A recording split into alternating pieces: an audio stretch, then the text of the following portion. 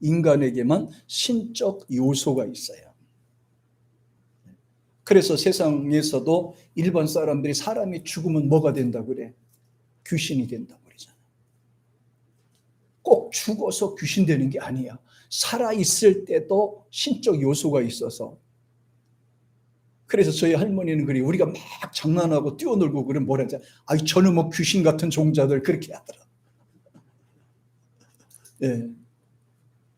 말 안 들으면 뭐라 그린다고요? 아유, 이 귀신 같은 종자들. 기도 안 하고 예배 잘 안 드리면 뭐 같은 종자들? 아, 이거 귀신 같은 종자들. 문현아, 예배 잘 안 드리면 뭐 같은 종자들? 귀신 같은 인간이라고 그런 거야.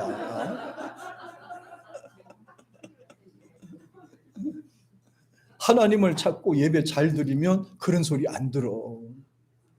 그래, 세상 일에 즐거워하고 세상 일에 미쳐 있으면 귀신 같은 존재들이 되는 거야. 먹는데 목숨을 걸고 노는데 목숨을 걸으면 그러면 귀신 같은 종자들이라고 하는 거야. 그런데 놀라운 것이 하나가 있어요. 자연, 그리고 동물, 그리고 인간이 있죠. 각자 고유한 캐릭터가 있어요. 다시 말하면 속성이 다 개별적으로 있다는 거예요. 예, 전부 다 달라요. 아이가 태어나잖아요. 어머니하고 똑같을 줄 알았는데 그렇지 않아요. 아버지하고 똑같을 줄 알았는데 아니에요. 다 달라요. 성장할 때 보면 다 달라요. 예. 지훈이가 아빠 똑같아요? 지금은 그렇지. 조금 커봐요. 민기가 아빠 닮아갔어? 안 닮았죠. 절대로 안 닮아요.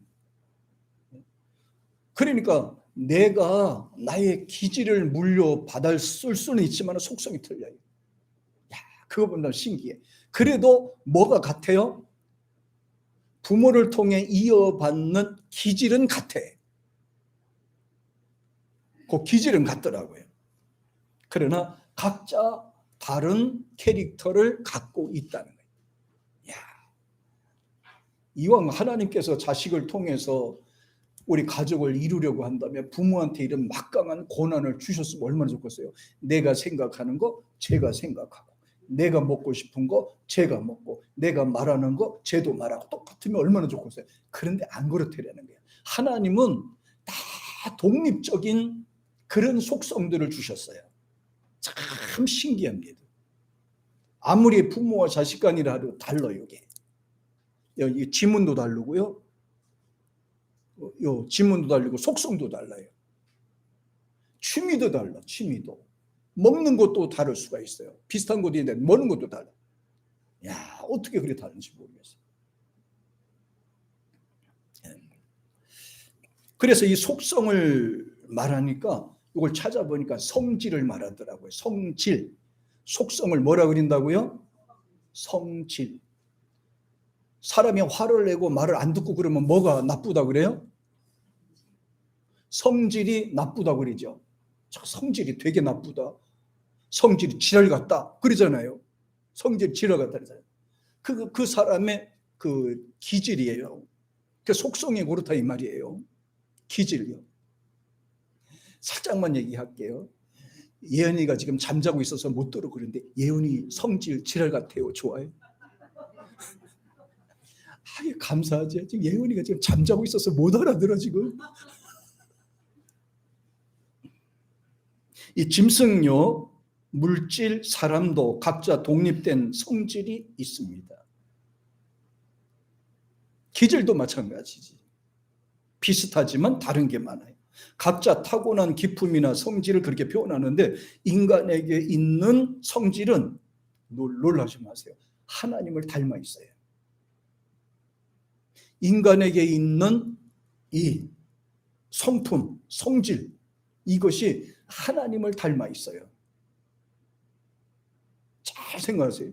귀신을 닮아 있는 게 아니에요. 하나님을 닮아 있어요. 하나님을 믿지 않는 사람들도 그 속에 신적 요소가 있거든요.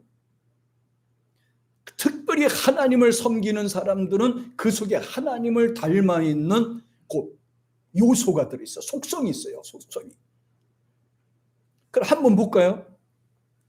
예수님이 직접 말씀하신 부분에 요한복음 10장 14절 한번 보세요. 같이 시작. 예수께서 가라사대 너의 율법에 기록한 바 내가 너희를 신이라 하였노라 하지 아니하였느냐 그랬잖아요. 그러니까 율법을 배우고 지키는 자는 신이다. 신이라 이렇게 표현했어요. 와, 신기해요. 신기해. 사람을 가리켜서 모두 다 신이라고 표현하지 않고 하나님의 말씀을 받고 깨닫고 지키는 사람을 가리켜서 신이라는 표현을 썼어요. 신이래잖아요.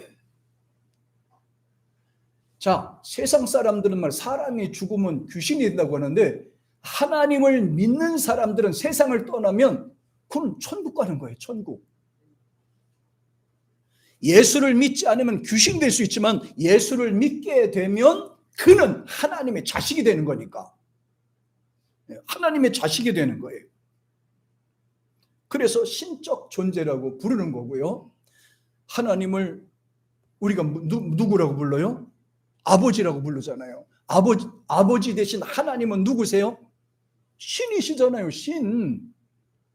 아버지가 신이면 자식도 신이 되는 거란 말이에요. 신의 자식이 되는 거란 말이에요. 이야, 제가 신씨니까 아들이 신씨가 됐잖아요. 우리 하나님 아버지가 신이시잖아요. 전능하신 신이시잖아요. 창조주 되신 신이시잖아요. 인간을 만드신 신이시잖아요. 근데 하나님이 인간을 지으셨을 때 누구 닮게 지으셨을까요? 당신을 닮도록 만들었겠지. 뭐 짐승을 닮게 만들겠어요? 하나님이 자식을 만들었을 때 잘 되라고 줬겠지. 요즘 여러분 잘 보세요. 여러분의 자녀들을 잘 보세요. 누구 닮아 있나 보세요. 거의가 아버지, 엄마를 많이 닮아 있지요. 예수 믿으면 우리가 하나님을 닮아가게 되는 거라 이 말이에요. 하나님을 닮아가게 되어 있습니다, 여러분. 하나님의 자식. 그래서 성경이 뭐라고 그래요? 하나님 아버지가 신이시니 우리가 신이다 이렇게 돼요. 그리고 성경에도 이 말씀을 많이 했어요. 나는 너의 아버지가 되고 너희는 내 자식이 되려 함이니라. 이 말씀을 많이 사용했어요. 그럼 하나님 아버지의 자식이 된다 이 말은 신이 된다 이 말이잖아요. 신기해요. 너무 신기해 이 부분에서. 그래서 이 신이라는 말에 대해서 우리가 잠깐 설명하겠습니다. 원래 신이라는 말은 구약에서 하나님을 칭할 때 데오스라는 헬라어 대명사가 썼어요. 근데 이 데오스는 이것은 헬라어에서 공통적으로 쓰기 때문에 때로는 잡신들을 쓸 때도 데오스가 쓰기는 해요. 그런데 영어 성경에서는 이 부분을 정확하게 표현을 잘 해놨어요. 하나님을 가리켰을 때 대문자 God를 쓰게 되고 잡신이나 귀신이나 나는 신이다 라고 인간이 신으로 칭했을 때는 소문자 G를 써요. 이거를 잘 하셔야 돼요. 하나님이 인간이 될 수 없고 인간이 하나님 될 수 없는 것이 바로 이 부분인 거야. 하나님을 칭할 때는 여기서 G자, 대문자 G자를 쓰고 예를 들어 귀신이나 나는 신이다 이렇게 사이비 집단들은 자기가 무슨 하나님이다 이렇게 한 사람이 있죠. 그 사람들은 저 앞에 대문자를 쓸 수가 없어요. 그래서 항상 G자를 써. 귀신. 네. 그래서 하나님은 전능하신 하나님, 창조주 하나님, 인간을 지으신 하나님 이렇게 표현을 합니다. 따라합시다. 나는 하나님의 자식이다. 자, 대단한 권세를 갖고 있습니다. 대단한 권한을 갖고 있는 거예요. 대단한 권한을 갖고 있어요. 네. 하나님께서는 우리 눈에 보이지 아니하시지만 성령으로 우리에게 오셔서 우리로 하여금 하나님의 모습을 나타내기를 원하신 거예요. 그러니까 저 사람 보니까 하나님 믿겠다라고 하는 것은 저 사람을 통해서 하나님을 발견하기 위함이다. 이 부분을 강조하신 거예요. 또 신기한 거는요. 우리 예수님을 믿는 사람들은 귀신도 알아봐요. 예수님 영접하고 진짜 믿는 사람들은 점괘도 안 나온다니까. 무당들이 굿을 해도 굿도 안 된다니까요. 도저히 이게 굿도 안 올라. 신이 도망가 버려가지고. 하나님은 이 모든 것을 관리하고 만드시고 이렇게 하신 분이기 때문에 감히 뭐 귀신 존재 자체가 이게 문제가 아닌 거예요. 하나님은 능력이 많으신 분, 우리를 만드신 분이에요.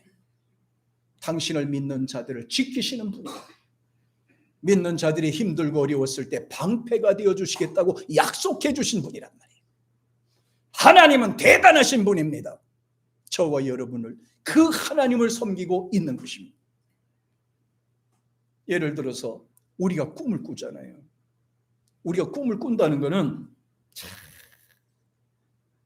신기하잖아요.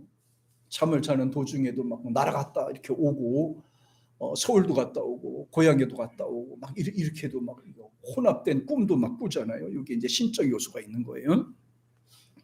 그리고 놀라운 것은 사전에 어떤 앞으로 다가오는 사건에 대해서 예지할 수 있는 능력도 주어집니다. 네? 앞으로 내 신상에 어떤 어려움이 다가올 거라고 생각하면 이 예지할 수 있는 능력이 우리 믿는 사람에게 주어져 있어요. 내가 자녀들을 위해서 집중적으로 기도를 하게 되면 하나님께서 내 자식들에게 다가오는 고난이나 어려움까지도 하나님께서 미리 알 수 있는 예지를 주시는 거예요. 영적으로 민감하기 때문에 그런 거예요. 영적으로 예민하기 때문에 그런 거예요. 신기하지 않아요, 여러분? 예지의 능력이 여러분과 저에게 함께하기를 축복합니다. 하나님을 찬양하세요. 예배하세요. 기도 생활하세요. 언제나 하나님 앞에 영광 돌리는 그런 삶이 되기를 축복합니다.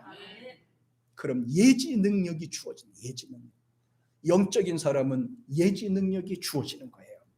왜? 신이니까. 하나님의 성령이 동행하는 사람이니까. 그리고 인간은 우스운 거는요, 태어날 때부터 누군가 의지해야 살 수가 있어요. 태어나자마자 부모의 도움에 의지해서 우리는 이렇게 성장하잖아요. 네. 그 다음에 또 성장하게 되면 혼자 못 살아요. 배우자를 찾게 돼. 혼자서 결정하고 살고 하는 데서는 행복이 주어지지 않아요. 그래서 배우자를 만나서 의지하게 되는 거예요. 서로 의지하고 도움을 받고 도움을 주면서 이렇게 또 가정을 형성하게 만들어. 그런데 그게 전부인 것 같은데, 좋은 사람 만나면 평생 행복할 것 같은데 또 살다 보면 그게 아닌 거예요. 여전히 여기가 실인 거예요. 그래서 믿음이 없는 사람들은 이 어떤 권세를 얻는 일에 목숨을 걸기도 하고, 명예를 얻는 일에 목숨을 걸기도 하고, 또 돈 버는 일에 목숨을 걸기도 해요. 그게 당신의 신이니까, 당신의 목적이니까. 그렇다고 해서 인간에게 참 행복과 기쁨이 주어집니까? 그렇지 않더라는 거예요. 여전히 신인 거예요. 뭐가 없어서요? 하나님이 없어서요. 진정코 사람이 행복하고 진정코 만족을 얻기 위해서는 전능하신 하나님을 만나야 되는 거예요. 하나님의 성령이 임하셔야 되는 거예요. 성령이 임하시면 갈급한 심령도 강하게 되는 것이요, 약한 자도 강하게 되는 것이요, 부족한 자도 지롭게 되는 거예요. 할렐루야. 네, 이런 것들이. 그래서 이거를 이렇게 뭐라냐, 영적인 존재라 이렇게 표현을 합니다. 사람이 저절로 신적 존재, 영적 존재가 되는 거 아닙니다. 하나님을 가까이 하셔야 돼요. 그래야 강한 이런 능력이 생기는 거예요. 찬양을 드리고 기도를 하고 말씀을 읽을 때 하나님의 성령이 그를 지배하게 되고 다스리게 되고 사역하게 되고 능력이 나타나게 되고 은사가 나타나게 되는 역사가 주 안에서 이루어지는 줄 믿습니다. 네. 그래서 하나님께서는 아담에게 생기를 불어넣으셨을 때 살아있는 생명이 됐다, 이렇게 말씀했거든요. 살아있는 생명. 그러니까 하나님의 생기가 들어왔을 때 살아났다 이 말이에요. 하나님의 성령이, 하나님 생기가 오시지 아니하면 살아 있을 수 없어요. 살아도 산 것이 아니라 이 말이에요. 살아도 산 목숨이 아니다 이 말이에요. 예? 영적인 존재라고 하는 그런 말이죠. 그래서 세상에 태어난 인간이 온전하기 위해서는 반드시 하나님의 성령이 임하셔야 되고 하나님의 생기가 그 사람을 지배하도록 해야 될 줄 믿습니다. 다시 말해서 성령의 도움을 받을 때 가능한데요. 사도행전 2장 17절에 기막힌 내용이 나오는데요. 같이 한번 읽어보겠습니다. 자, 시작. 하나님이 가라사대 말세에 내가 내 영으로 모든 육체에게 부어주리니 너희들은 자녀들은 애언할 것이요 또 너의 젊은이들은 환상을 보고 또 너의 늙은이들은 꿈을 꾸리라. 제가 이걸 오늘 찾아봤어요. 이걸 찾아봤는데 여기 보니까 너의 자녀들이 예언할 것이요 이렇게거든요. 그러니까 하나님의 성령의 인도를 받을 때 성령이 사람에게 나타나실 때 이게 받아들일 때 예수님을 영접하고 믿을 때 자녀들입니다. 어린 청소년들이에요. 너의 자녀들은 예언할 것이요. 이 예언이라는 말을 원어에서 살펴보면 프로랩투오라는 말이 사용이 돼가지고 이거 비전을 의미하는 거예요. 그래서 소원을 의미하는 거예요. 그리고 통찰력과 지혜를 표현하는 언어더라고요. 청소년들에게는 앞으로 하나님께서 주시는 그 소원으로 채워진다는 거예요. 청소년들에게. 오늘날에 와서 청소년들은 공부하는데 지쳐 있잖아요. 뭔지도 모르고 그냥 학교를 끌려가는 거란 말이에요. 뭔지도 모르고 학교에 끌려가서 아침부터 저녁까지 공부하고 그것도 모자라서 또 그냥 학원에서 또 밤늦게까지 공부, 어디 뭐 소원이 들어가고 꿈이 들어갈 만한 그런 여건이 주어지지 않아요. 거기에 뭐가 들어가야 돼? 믿음이 들어가야 되거든. 하나님이 계시는 믿음이 들어가야 되잖아요. 근데 이 믿음이 없으니까 이 소원이 생기지가 않아. 영적 통찰력이 생기지가 않아요. 영적 능력이 생기지가 않아 그 속에. 그러니까 아이들이 약할 수밖에 없어요. 그렇게 자란 아이들이 세상에서 무슨 큰일을 할 수가 있겠습니까?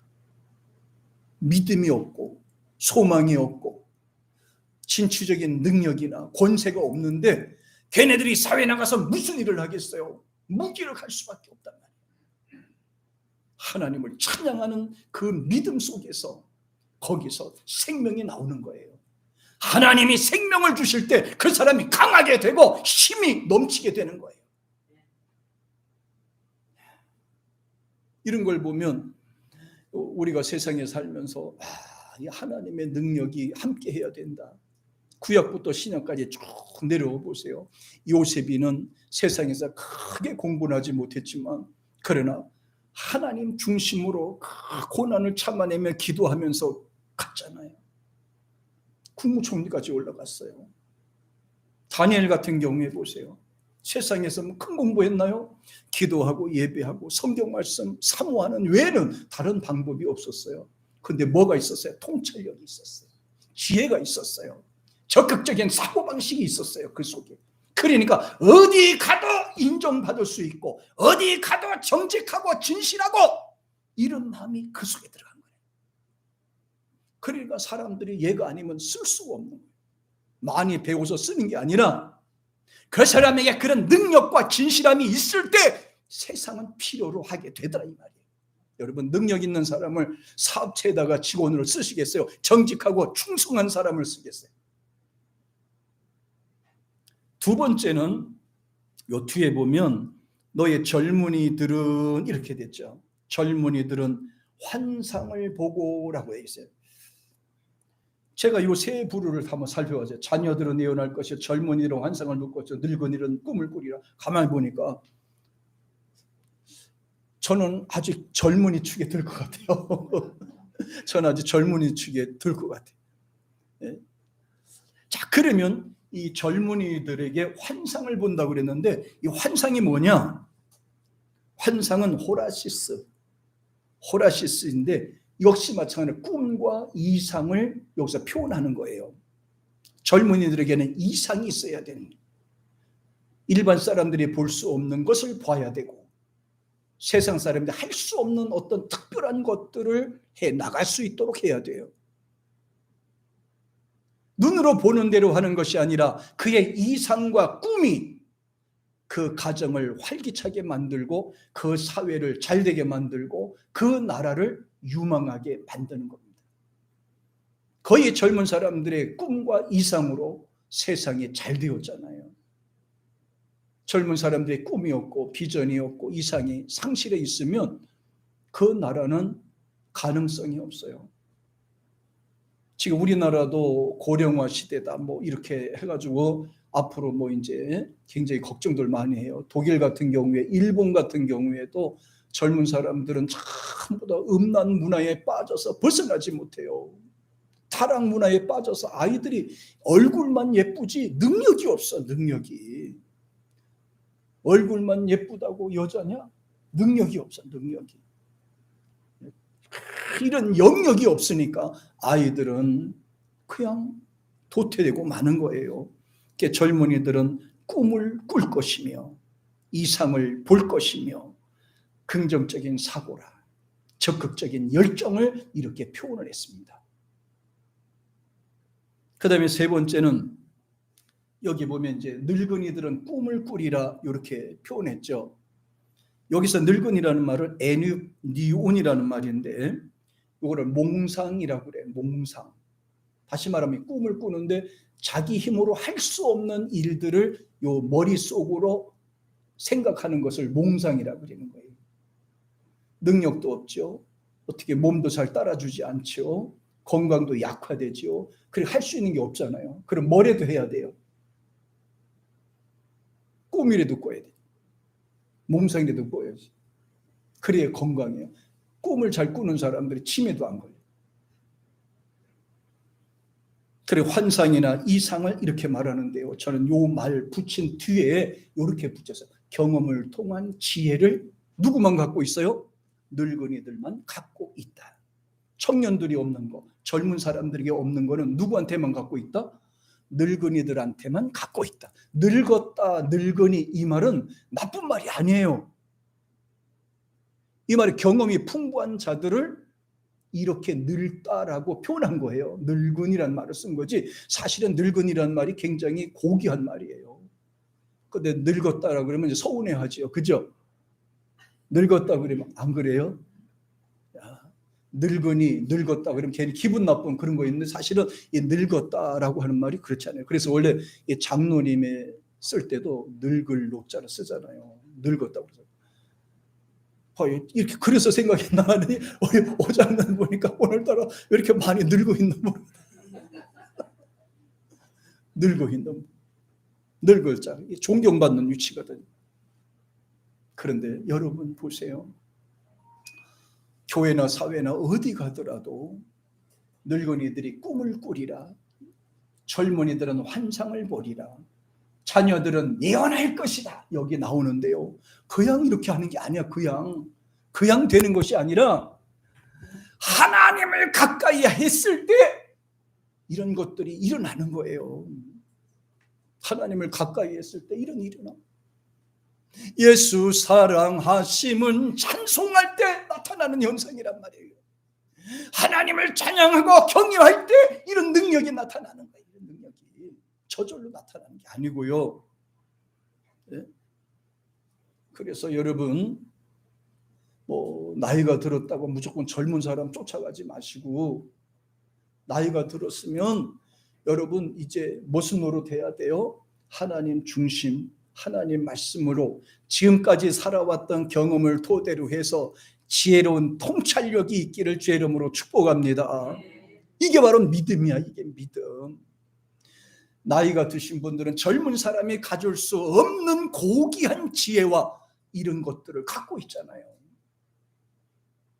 근데 그것을 다 무시해버리고 무조건 젊은 사람 하자는 대로 따라가는 건 잘못된 거라 이거. 왜 그렇게 해요? 그렇게 하면 업신여기는 것밖에 없어요. 하나님을 가까이 하라. 하나님이 가까이 해 주시리라고 해요. 하나님이 가까이 하시는데 우리가 뭐가 부족하겠어요? 그래서 사람의 믿음이 떨어지면 약하게 되는 거예요. 하나님을 가까이 하게 되면 강한 믿음이 생기는 거예요. 담대한 믿음이 생기는 거예요. 여러분과 제가 이렇게 되기를 축복합니다. 할렐루야. 그래서 하나님의 생기가 임하신 상태를 보니까 하나님을 닮아 있어. 하나님을 가까이 가야 하나님을 닮아가.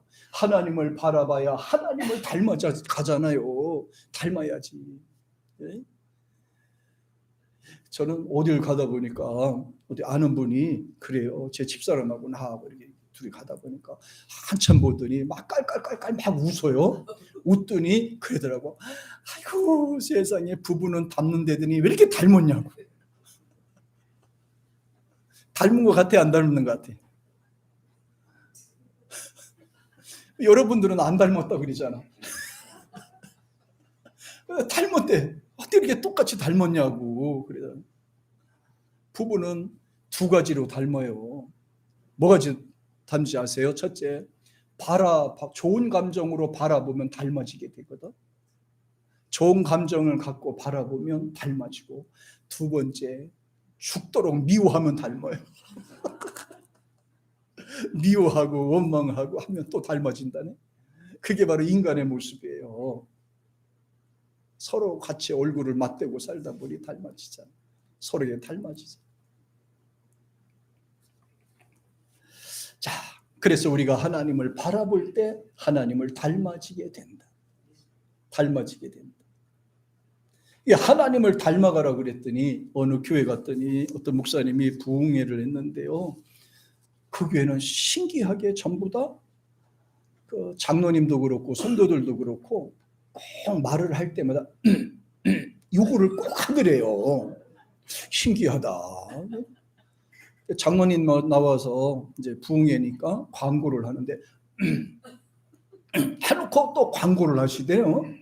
근데 또 어느 집사님 나와 대표 기도를 하는데 또 해놓고 또 기도를 하시더래요. 그래서 하도 신기해가지고 강사님이 다 마치고 난 다음에 담임 목사님한테 물어봤대. 이상하다. 이 교회 식구들은 어떻게 뭐 말할 때마다 킁킁하냐고.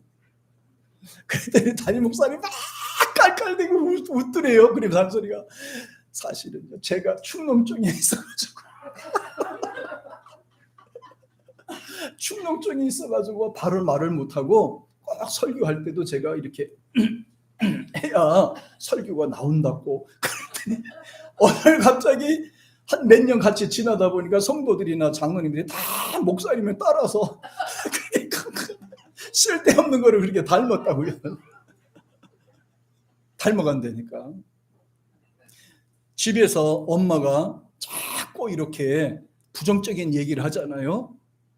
원망하고 비판하고 부정적인 얘기하면 딸내미는 똑같이 그렇게 엄마 닮아가요. 신기합니다. 아들도 마찬가지. 엄마를 거의 많이 닮아가요. 왜 그런지 아세요? 아빠보다 엄마를 더 많이 닮는 이유가 뭔지 아세요? 아빠하고 아들하고는 대화를 잘 안 하잖아. 엄마하고 아들하고 엄마하고 딸하고는 대화를 잘 하잖아. 그러다 보니까 많이 닮아. 말하는 것도 닮아가고 욕하고 원망하고 불신하는 것도 비슷하게 닮아가고. 잘 생각해 보세요. 잘 생각해 보라고. 잘 생각해 보요. 여러분의 자녀들은 불평하는 말을 많이 하냐, 감사하는 말을 많이 하냐, 원망하는 말을 많이 하는지, 저주하는 말을 많이 하는지 잘 봐요. 그게 바로 자기의 자화상이란 말이에요. 남의 얘기가 아니고. 어디 가서 배운 게 아니라 자기가 그렇게 말했기 때문에 자녀들이 그렇게 배워오게 되는 거예요. 그래서 성경에는 우리가 딱 두 가지만 여러분 꼭 생각하세요. 첫째, 인간이 존재하는 그 이유를 잘 아셔야 돼요. 인간으로 태어난 이유를 말입니다. 왜 태어났는가? 어떻게 살아야 되느냐? 어디로 가야 하는가? 요거를 잘 아셔야 됩니다. 사람들에게 이렇게 말하면요, 아, 저 사람은 종교적 사고, 철학적 사고를 갖고 있다, 이렇게 무시하는 경향이 있거든요. 그런데 인간의 생로병사의 문제는 철학적인 문제입니까, 여러분? 종교적인 문제입니까? 하나님이 인간을 지으셨는데 하나님을 섬기는데 그게 무슨 철학적 존재입니까? 하나님을 경외하고 닮아가는 것이 무슨 종교적 사고입니까? 인간은 왜 태어나고 왜 살아가야 하는지 알고 있습니까? 존재 이유를 알아야 정신과 행동이 성숙하게 되는 거예요. 왜 태어났느냐, 왜 살아야 되느냐, 어디로 가느냐, 이거를 알아야 철이 빨리 드는 거예요.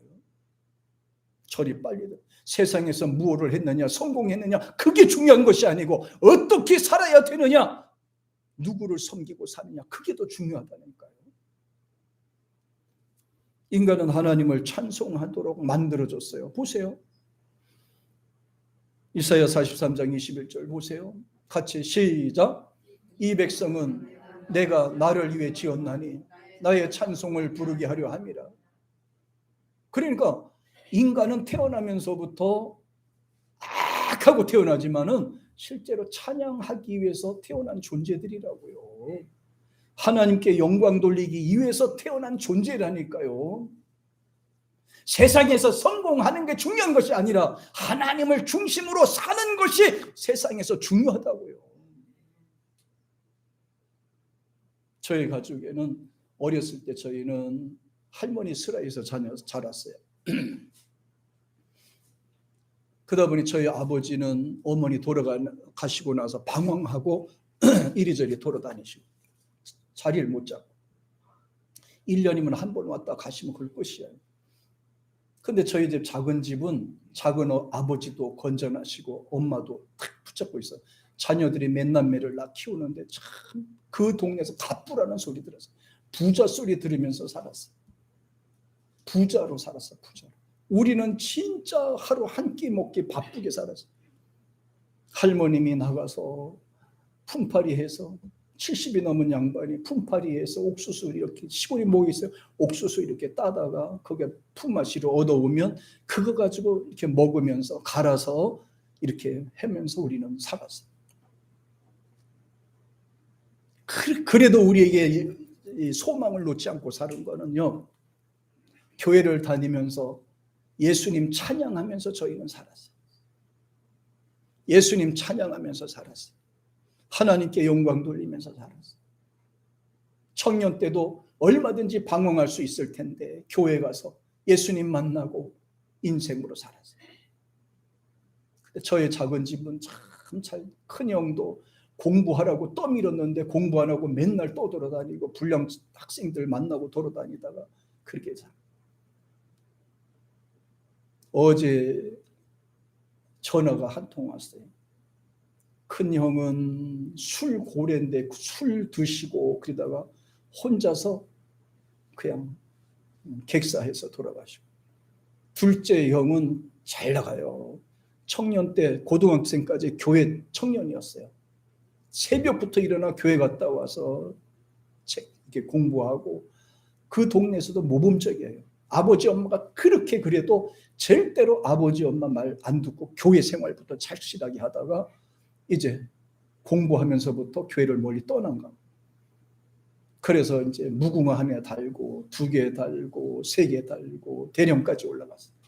대령까지 뭐 세상에 부러울 것이 없죠. 이제 별 하나 달는 것만 남았죠. 작은 아버지 늘 얘기해요. 난 너가 별 하나 다는 거 보고 죽는 게 소원이 없다. 그랬더니 별 달지도 못하고 가셨어요. 결국은 별 달지 못하니까 예편했어요. 대령으로 중령에서 대령으로 예편하셔서 그냥 사는데, 그에게는 외아들이 하나가 있는데 어제 연락 왔어요. 이유는 뭔지 모르겠어요. 죽었다고. 우리 저 누님 아들 있죠? 걔하고 동갑인가 돼요. 청년인데 죽었어요. 제 동생한테 목사한테 이렇게 얘기해봤어요. 또 어떻게 하냐고 그랬더니 무슨 일이든 자기가 꿈에도 그린 게 작은 집이래. 그렇게 잘 살고 뭐 천지백갈이 먹을 게 넉넉하게 있고, 가을이면은 쌀을 놓아둘 데가 없어서 창고가 차도록 그렇게 하고, 아이들은 학교 가기 싫어도 강제로 때려서 학교 보내는 그런 집. 근데 우리는 학교 간다고 그러면 야단치고 눈치 보면서 학교 갔다 오고. 근데 이제는 완전히 뒤바뀌어져 가지고 우리는 가정이 평안했고 가정도 건전하게 잘 돼가고 있고, 작은 집은 다 무너져서 내려가는, 사람이 쌓은 것은 저절로 무너지더라는 성경의 말씀이 그대로 맞은 거예요. 가진 것이 없어도 돼요. 못 배워도 괜찮아요. 능력 없어도 괜찮아요. 하나님 섬기는 믿음만 있으면 하나님께서 세워주시는 줄 믿습니다. 성경에 그랬잖아요. 하나님을 찬송하게 하려 함이라 했잖아요. 세상에서 똑똑하거나 지식이 있거나 능력이 있거나 재물이 있거나 권세가 있거나 그게 중요한 것이 아니라 하나님을 모시고 사는 것이 이렇게 중요하다는 게 이렇게 중요해요. 이사야 48장 11절에 또 나와요. 같이 시작. 내가 나를 위하여 내가 너를 위하여 이를 것이라. 어찌 내 이름을 욕되게 하리요. 내 영화를 다른 자에게 주지 아니했다. 찬양과 영광은 사상사람 우상에게 준 것이 아니라 오직 하나님 중심으로 하나님께 바치도록 되어 있다 이거예요. 그래서 인간은 하나님을 가까이 했을 때 강하게 되는 거예요. 하나님을 섬길 때 강하게 되는 거예요. 나라가 되든 사회가 되든 가정이 되든 인간이 되든 똑같아요. 하나님을 함께 할 때 하나님이 세워주시는 줄 믿습니다. 그래서 하나님의 일꾼으로 사는 게 중요한데, 계시록 1장 6절 뒤에 보십시다. 시작. 그 아버지 하나님을 위하여 우리를 나라와 제사장으로 삼으신 그에게 영광과 능력이 세세토록 있기를 원하노라. 또 뒤에 시작. 저희로 우리 하나님 앞에서 나라와 제사장을 삼으셨으나 저희가 땅에서 왕노로 다리로다. 내는 할 수 없습니다. 능력은 할 수 없습니다. 하나님이 할 수 있다. 하나님이 붙잡아 주시면 할 수 있다 이거예요. 두 번째는 인간은 누구를 위해서 존재해야 됩니까?를 알아야 돼요. 인간은 왜 태어났는지 알아야 인간의 성질을 알게 되죠. 여러분, 공부하기에 태어났나요? 배우자를 만나 결혼하기 위해서 태어났습니까? 세상 일에 성공하기 위해서 태어났습니까? 아니면 죽기 위해 태어났습니까? 이런 본질적인 질문을 하면 세상에는 답이 없어요. 답이 없어요. 모든 인간들은 자신의 한계를 느끼는 순간 종교를 의지해서 거기서 답을 찾으려고 그랬는데 그 답이 없어요. 과학에서 찾으려고 하는데 그곳에도 답이 없어요. 이 세상에는 답이 없습니다. 그러나 성경은 간단하게 말합니다. 인간은 하나님의 영광을 위해서 존재해야 된다고. 다윗은 말합니다. 시편 79편 9절에서 같이 시작. 우리 구원의 하나님이여 주의 이름의 영광을 위하여 우리를 도우시며 주의 이름을 위하여 우리를 건지시며 우리 죄를 사하소서. 그렇습니다. 이 기도와 이 내용이 똑같이 나와요. 호세아 6장 6절 보실까요? 같이 있습니다. 시작. 나는 인애를 원하고 제사를 원치 아니하며 번제보다 하나님을 아는 것을 원하노라. 안다는 것은 체험한다는 겁니다. 안다는 것은 하나님을 예배한다는 겁니다. 여기서 안다는 것은 동반한다는 거예요. 동행한다는 뜻이에요. 함께 한다는 뜻이에요. 단순하게 아는 것으로 끝나는 것이 아닙니다. 아는 것을 실천하는 거, 하나님을 모시고 같이 생활하는 거예요. 부부 생활이 왜 힘든지 아십니까? 알기만 하기 때문에 힘든 거예요. 함께 해야 된다는 것을 모르기 때문에 그래요. 함께 해야 한다는 거예요. 함께 해야 된다는 거예요. 아내가 교회에 왔으니 교회도 함께 나와야 되는 거예요. 하나님을 섬기고 사랑했으니 함께라는 의미가 여기 들어와 있어요. 그래야 하나님께서는 당신의 백성들을 어떻게 한다고요? 눈동자처럼 지키신다. 자, 스가랴 2장 8절 같이. 자, 시작. 만군의 여호와께서 이같이 말씀하시되 너희를 노력한 열국으로 영광을 위하여 나를 보내셨나니 무릇 너희를 범하는 자는 그의 눈동자를 범하는 것이다.